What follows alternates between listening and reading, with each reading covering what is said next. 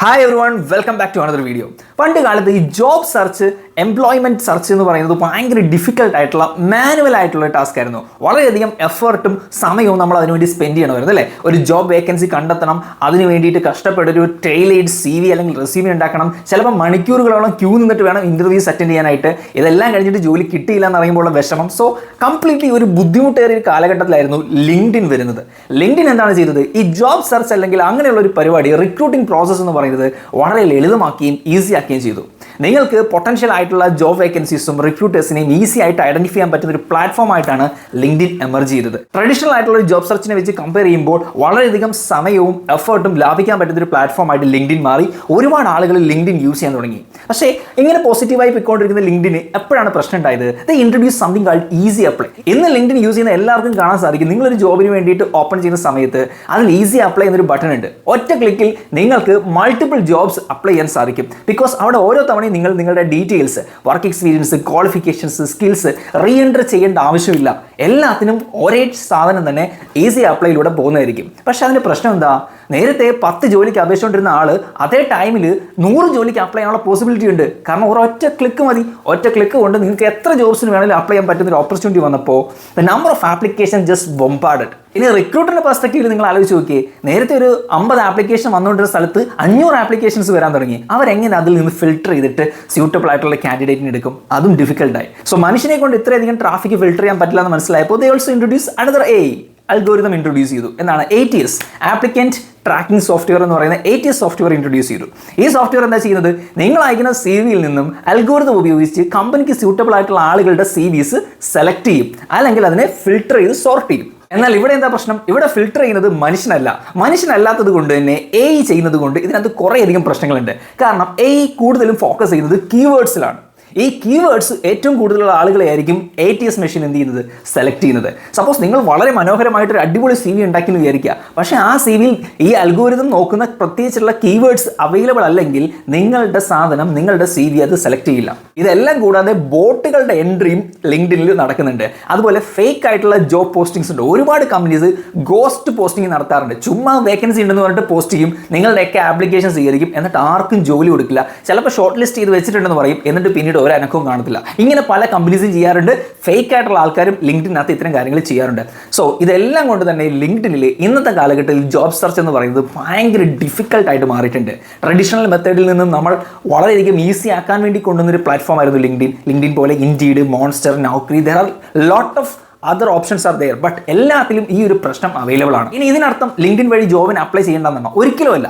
നിങ്ങൾ പഠിച്ച qualification suitable ആയിട്ടുള്ള ജോബ് കിട്ടാൻ ഏറ്റവും മികച്ച പ്ലാറ്റ്ഫോം ഇപ്പോഴും ലിങ്ക്ഡിൻ തന്നെയാണ്. നമ്മൾ നാട്ടിൻ പുറത്ത് അല്ലാതുള്ള പ്രൈവറ്റ് ഫേംസിലൊക്കെ പോകുന്ന സമയത്ത് ഒരിക്കലും നിങ്ങൾ പഠിക്കുന്ന ക്വാളിഫിക്കേഷൻ ഇക്വലൻ്റ് ആയിട്ടുള്ള പോസ്റ്റ് ഒന്നും കിട്ടാൻ സാധ്യതയില്ല. കാരണം ഒന്ന്, അവിടെ ഇരിക്കുന്ന HR-ന് ഈ കോഴ്സുകളെ പറ്റിയിട്ടോ ക്വാളിഫിക്കേഷൻസിനെ പറ്റിയിട്ടോ വലിയ ധാരണ ഉണ്ടായിരിക്കില്ല. അതൊരു തട്ടിക്കൂട്ട് സെറ്റപ്പ് ആയിരിക്കും.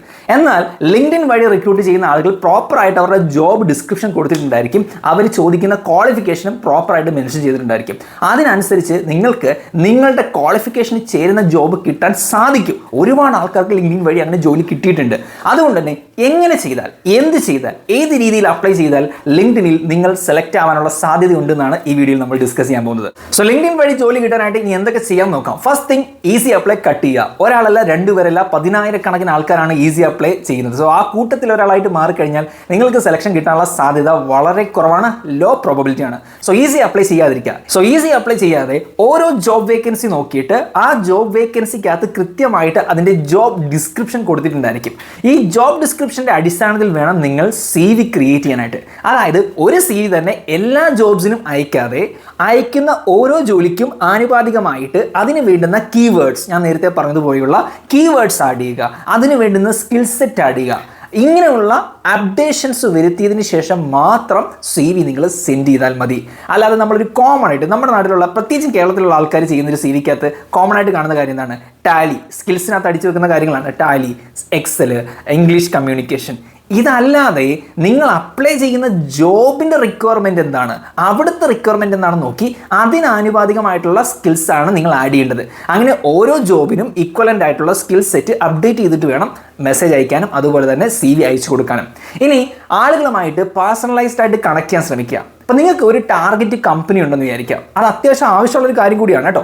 നമുക്ക് ഏതെങ്കിലും കമ്പനി ജോലി കിട്ടിയാൽ മതി എന്നുള്ളൊരു പെർസ്പെക്റ്റീവ് മാറ്റിയിട്ട് നിങ്ങളുടെ ഒരു ടോപ്പ് 5 അല്ലെങ്കിൽ ടോപ്പ് 10 ഈ കമ്പനീസിൽ വേണം എനിക്ക് ജോലി, അങ്ങനെ നിങ്ങളൊന്ന് ഫിൽട്ടർ ചെയ്യുക.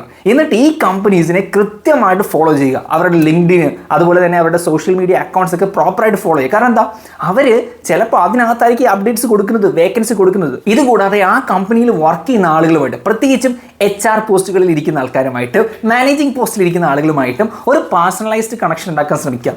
പേഴ്സണലൈസ്ഡ് കണക്ഷൻ എന്ന് പറയുമ്പോൾ നിങ്ങളൊരു മെസ്സേജ് അയക്കുക. ഫസ്റ്റ് ആദ്യം നിങ്ങൾക്ക് ലിങ്ക്ഡിന് സോഷ്യൽ മീഡിയ പോലെ തന്നെ യൂസ് ചെയ്യാൻ പഠിക്കണം. അതിൽ കണക്ട് ചെയ്യുന്ന സമയത്ത് നിങ്ങൾക്ക് മെസ്സേജ് അയക്കാൻ സാധിക്കും. അവർ നിങ്ങളെ അക്സെപ്റ്റ് ചെയ്യുകയാണെങ്കിൽ തീർച്ചയായിട്ടും നിങ്ങൾക്ക് മെസ്സേജ് അയക്കാൻ സാധിക്കും.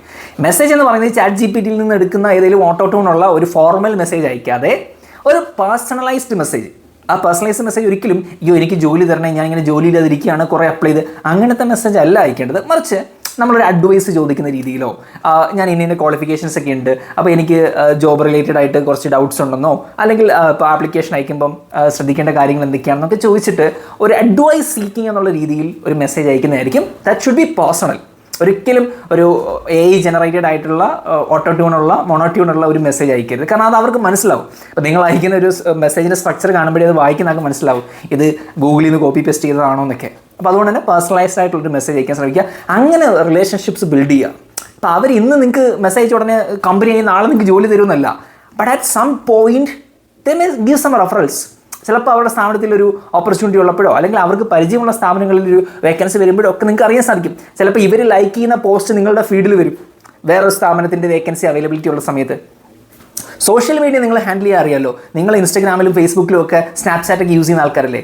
അതിനെപ്പോലെ ലിങ്ക്ഡിനിലും അതുപോലെ നൗക്കറി, ഞാൻ ലിങ്ക്ഡിൻ മാത്രം പറയുന്നില്ല, ബാക്കിയുള്ള ആപ്ലിക്കേഷൻസ് ആണെങ്കിലും അതും നിങ്ങൾ കുറച്ച് സീരിയസ് ആയിട്ട് കാണുക. അതിലും പോസ്റ്റുകളൊക്കെ ഇടുക.